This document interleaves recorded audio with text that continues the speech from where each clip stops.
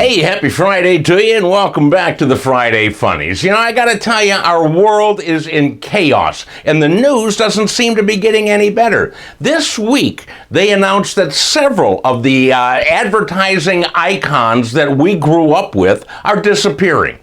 Quaker started the ball rolling by saying they were getting rid of Aunt Jemima. Aunt Jemima, who never did anything to anybody. This was followed by announcements denouncing Mrs. Butterworth, the cream of wheat guy, and Uncle Ben, whose only crime was converting rice.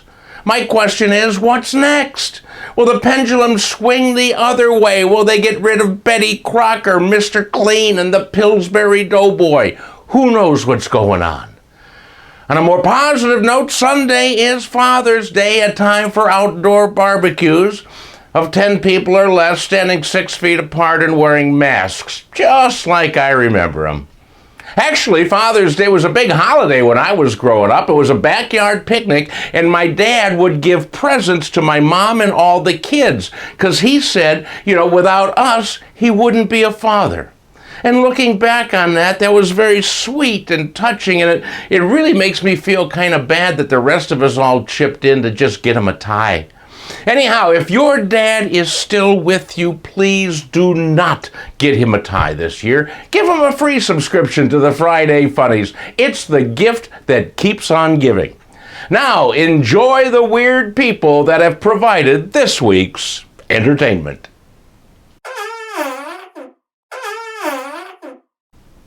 Contributor Joe Calloway made us aware of this public farting incident. Over in Austria, where the word Frosch means frog, a man was fined 500 euros. Now that's about 12,710 pesos if you're keeping track. Anyhow, just for farting in public they fined him. It wasn't your average run-of-the-mill butt burp, but a full-blown blast that police cited the man for because they claimed, and I quote, he let go a massive internal wind apparently with full intent. In other words, he aimed his fart at the police on purpose. After paying his fine, the man was ordered to stay away from beans, beer, and cruciferous vegetables for the next 30 days.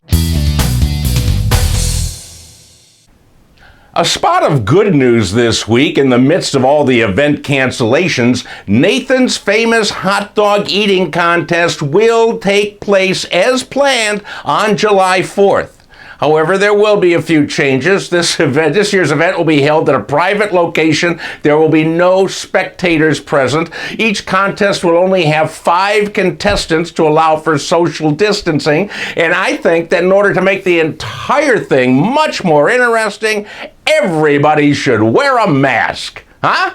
Personally, I'd like to see Joey Chestnut try and shove a wiener down his maw while wearing a mask. That, my friends, would be good television. But since that's not going to happen, I'll watch something else.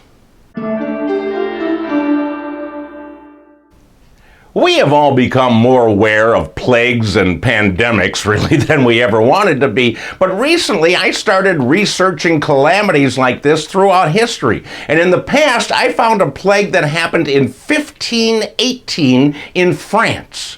This plague was called Dancing Mania, and it caused like 400 people at a time to go out in the streets and dance. And they danced there for days, non-stop. No marches, no protests, just dancing non-stop.